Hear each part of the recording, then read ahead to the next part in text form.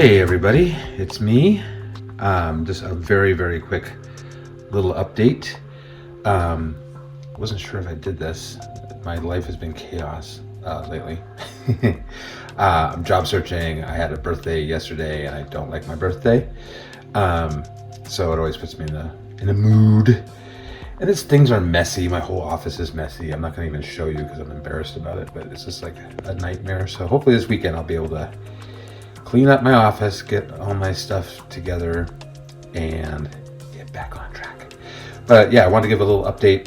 A friend of mine, a good friend of mine, Chris, suggested, he said, wouldn't it be cool if you got to see what's underneath the estate? I said, shut up, Chris. And he goes, no, but think about it. It would be really cool, gothic. I'm like, shut up, Chris. And he kept talking and talking and talking, and he was making complete sense. And that's why I kept saying, shut up, because it was too cool. So we have the estate. The estate is in various forms. It has now three real sets and a bunch of virtual sets. And so if you go from this level of the estate and go through a few secret passages, you can get to this part of the estate. So this is where it gets tricky. I'm going to go through it. So the idea is that the estate, and I'll post a link to the history of the estate for those who are interested.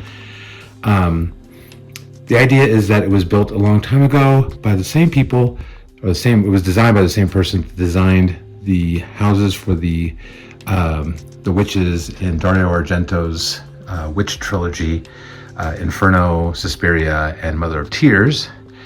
Back in the 30s, I think it was the 30s. And so there's lots of weird magic stuff within it.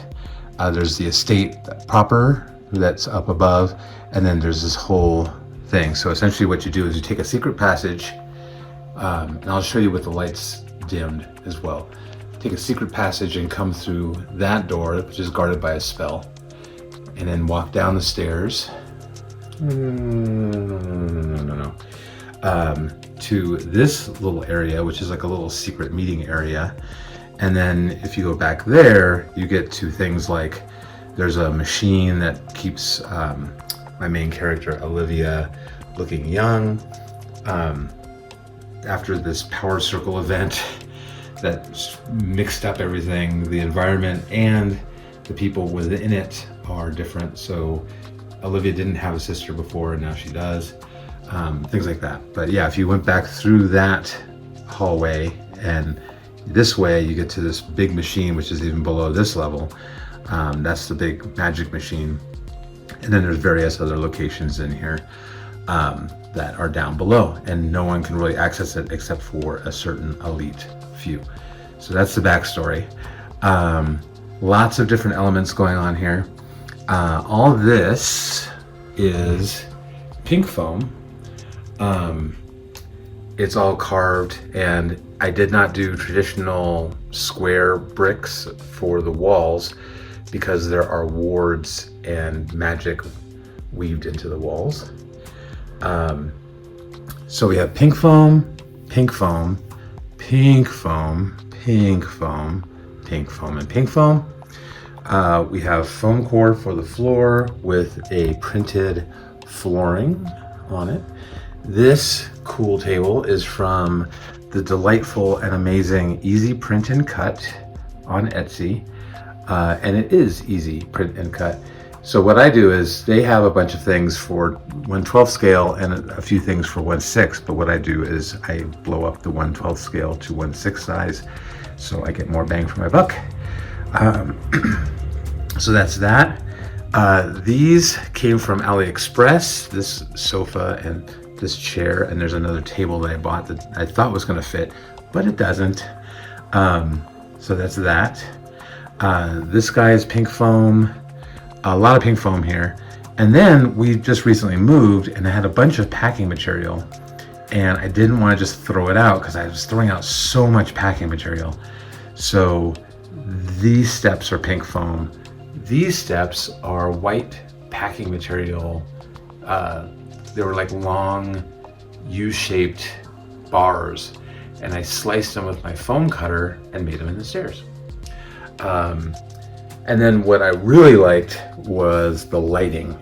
So there are these kind of torch looking lights that are magic, of course. And this little secret area in here that I'm going to do something with. Another Chris suggestion where it's just like, that would be cool. It would be cool. It's like, stop making cool suggestions. And so that's another type of foam that I've been using as well. So this and all these things, that thing is all packing foam that I recycled into stairs and the like. And so I really like this. And it gives me a lot of, let me switch modes here. So this is how I usually shoot.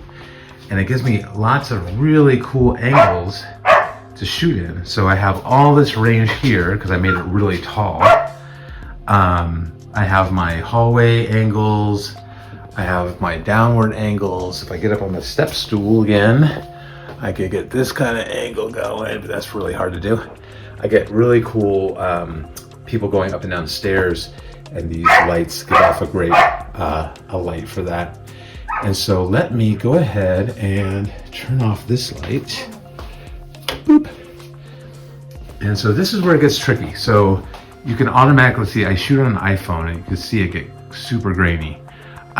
This is video mode, but what I end up doing is for photo mode, I use the light adjustment.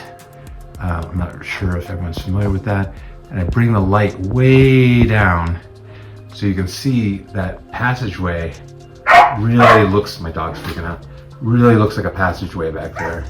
And it doesn't have that same papery shine. And I don't know how much is, I'll put some stills into, but the lights are fantastic. They give off lights, like really cool light. And then I have another light I usually put in the back, and that shines through this section. Let me turn the light back on. Back to normalcy. There's a crack in between these two walls, and the light spills out from behind. And it really is nice when someone is sitting here. It's really a nice effect. So that is the biggest, let me go back to this mode, the biggest diorama that I have ever made. It's really big. And I almost made it bigger. I did a phase 1 and then realized that when I was shooting here, you can see the top here, and it's still an issue. It's still, I could still see the top here when someone is standing on here, unless I'm really tight. But when I was shooting down here, I would lose it right there. And so what I ended up having to do, you can see the line, I added another piece of foam core along the top here, and that actually allowed me to make this a regular sized doorway as well. So there was a lot of finagling that went on here, but overall, I'm really happy with it. I love how it turned out. I'm still adding little details here and there.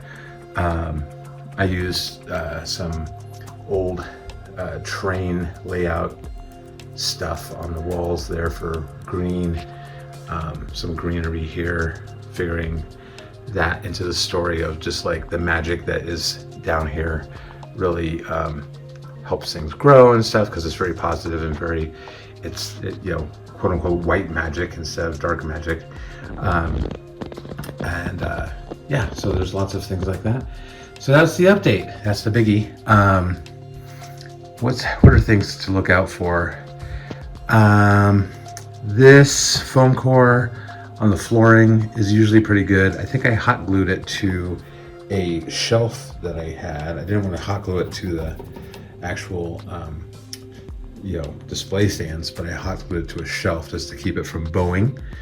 And then I printed out this stuff, and you know, there are seams, but when you're shooting, you don't really see them that much. The structural integrity of foam, especially you can see there's 2 rows of foam there. And it was all done with hot glue. That was a little tricky. So I put in a little reinforcement there, that little pole. And this reinforcement here. And again, when the lights are dim and you're shooting, it really hits a nice effect. So I'll, like I said, I'll put some stills in at the end of the video.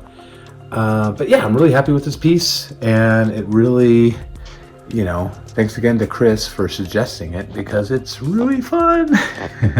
And the lights were great. The lights are, I just kept it very simple.